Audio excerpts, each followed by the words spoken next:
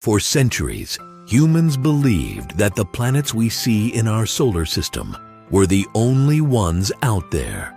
But in the last few decades, that idea has been completely shattered. Astronomers have discovered thousands of planets orbiting stars far beyond our sun. These distant worlds are called exoplanets, and they've completely changed the way we think about the universe. Some of them are massive gas giants, larger than Jupiter. Others are rocky, small, and surprisingly familiar. And the biggest question is this: could any of them be like Earth? Could there be another world out there with oceans, clouds, and maybe even life? This mystery has fueled some of the most exciting discoveries in modern astronomy.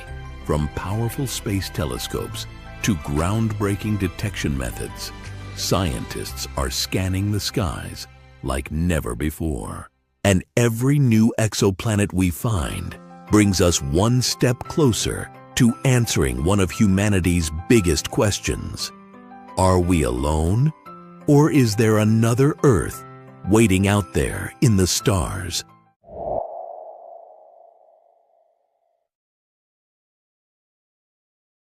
So, what exactly is an exoplanet? The word itself is short for extrasolar planet, which simply means a planet that orbits a star outside our solar system. In other words, any planet that doesn't orbit the sun is considered an exoplanet. For most of human history, we had no way of knowing if planets existed around other stars. They were too far away and too faint to see with traditional telescopes. That all changed in the 1990s, when astronomers detected the very first confirmed exoplanet orbiting a star like our sun. Since then, the discoveries have exploded. Today, thanks to advanced telescopes and space missions like NASA's Kepler and TESS, we've identified more than 5,000 confirmed exoplanets, with thousands more candidates waiting to be studied. But how do we actually find them if we can't see them directly? Scientists use clever methods. One is called the transit method, where a planet passes in front of its star and causes a tiny dip in brightness. Another is the radial velocity method, which measures the slight wobble of a star as it's tugged by a planet's gravity. These techniques let us detect worlds light years away without ever taking a picture of them. Each new discovery has expanded our view of what's possible. From super-hot planets orbiting their stars in just a few days, to giant gas worlds bigger than anything in our solar system, the diversity is mind-blowing.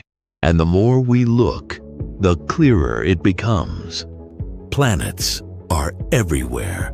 The next step is to ask, what kinds of exoplanets are out there, and how do they compare to the worlds we already know? When we talk about exoplanets, not all of them are anything like Earth. In fact, most are wildly different. Astronomers have categorized them into several fascinating types. First, there are hot Jupiters. These are massive gas giants, similar in size to Jupiter, but orbiting extremely close to their stars.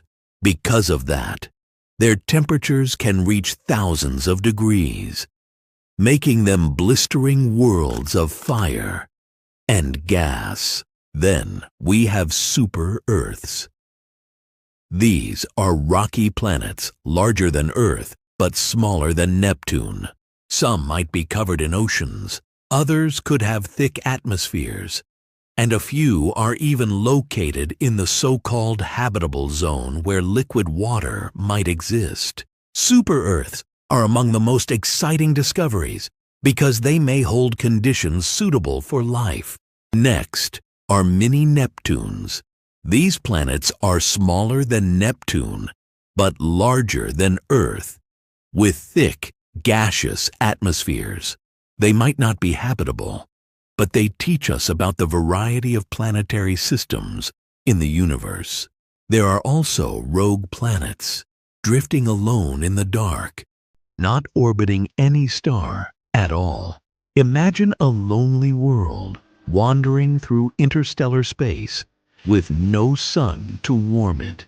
What's truly amazing is that exoplanets challenge our imagination. Before their discovery, we thought planets would mostly resemble the ones in our solar system.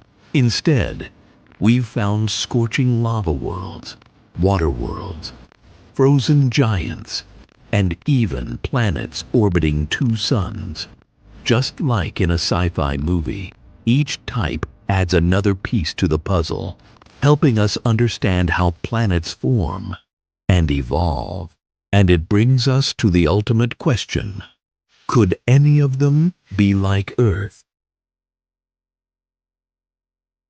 If we want to find another Earth, the key lies in what astronomers call the habitable zone. This is the region around a star where conditions might allow liquid water to exist on a planet's surface. Too close, and the planet becomes scorching hot, like Venus.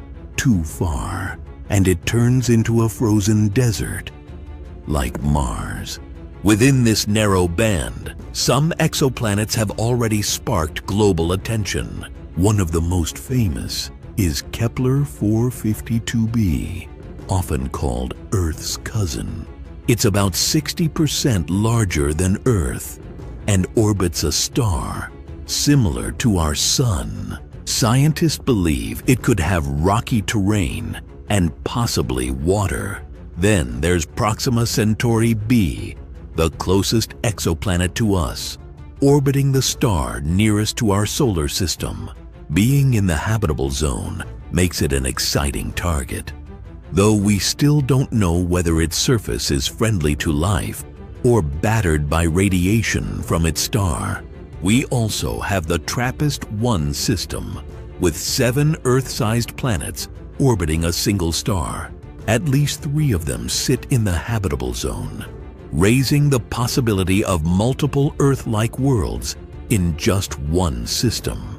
The idea of a planet with blue oceans, green landscapes, and breathable air somewhere out there is more than just science fiction. The search for these worlds brings us closer to answering the timeless question: are we alone in the universe, or is another Earth waiting to be found? Finding exoplanets is not as simple as pointing a telescope at the night sky. These planets are incredibly far away, often hundreds or even thousands of light years from Earth. They are also faint compared to the stars they orbit, making them nearly invisible to the naked eye. To overcome this, astronomers use clever techniques. One of the most successful is the transit method, where scientists watch for tiny dips in a star's brightness. When a planet passes in front of its star, even just a fraction of a % of dimming can reveal its presence.